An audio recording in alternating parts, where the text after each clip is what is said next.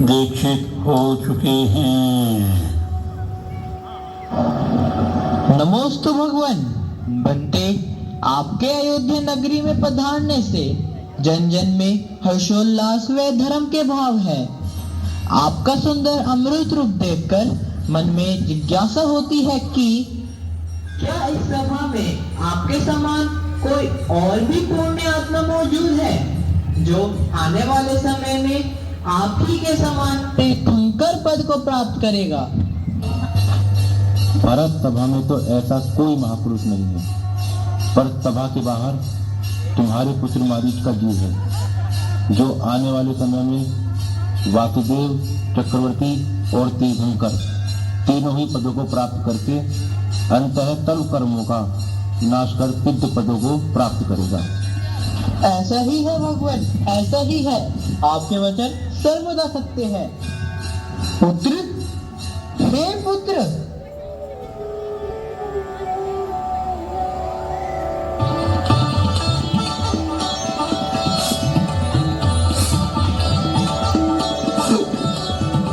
पिताश्री, क्या बात है? आपकी आंखों से अश्रुधारा क्यों बह रही है? क्या कोई क्रोध दुख है? आपके जीवन में क्या किसी ने कोई आपको कष्ट पहुंचाया है? नहीं नहीं पुत्र, नहीं, ये तो खुशी के आंसू है। आज भगवान से तुम्हारे विषय में कुछ ऐसा ज्ञान लिया कि अश्रुधारा रुक ही नहीं रही। ऐसा क्या है पिताश्री? मुझे तो बताइए। पुत्र, भगवान ने अपने अनंत ज्ञान से देखकर बताया कि तुम आने वाले समय में तीर्थंकर, चक्रवर्ती और वासुदेव तीनों ही पदों को प्राप्त कर अनंत मोक्ष गमन करोगे। मैं धन्य हूँ पुत्र, मुझे इस भव में तुम्हारा पिता बनने का सौभाग्य मिला। मैं तो धन्य हो गया, मैं तो धन्य हो गया।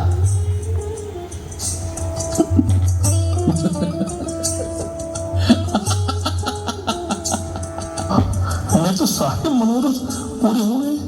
मैं तीर्थंकर बनूंगा, मैं चक्रवर्ती बनूंगा, मैं वासुदेव भी बनूंगा। मेरा कुल कितना महान है। मेरे दादाजी प्रथम तीर्थंकर हैं, मेरे पिताश्री प्रथम चक्रवर्ती, और मैं असंख्य काल का अंतिम तीर्थंकर बनूंगा। मैं कितना धन्य हूँ, मेरा कुल कितना महान है।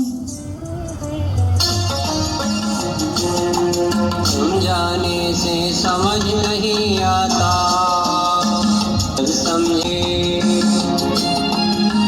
तीर्थंकर समझाया, मरीचि घोराया, माने क्यों किसी की कोई,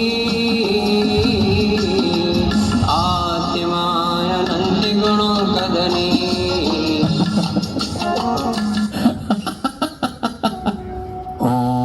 इसी तरह विचार करते करते महर्षि के जीव ने महान कर्म का वध किया।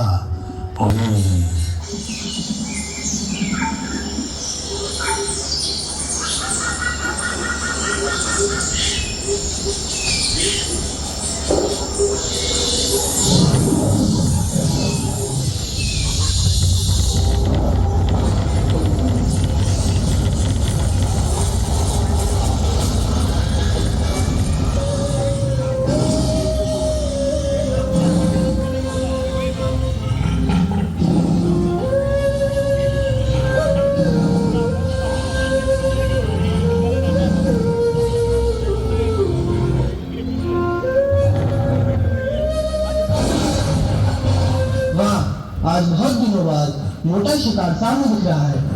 आज इसे खाकर ही अपनी भूख मिटा लेता हूँ।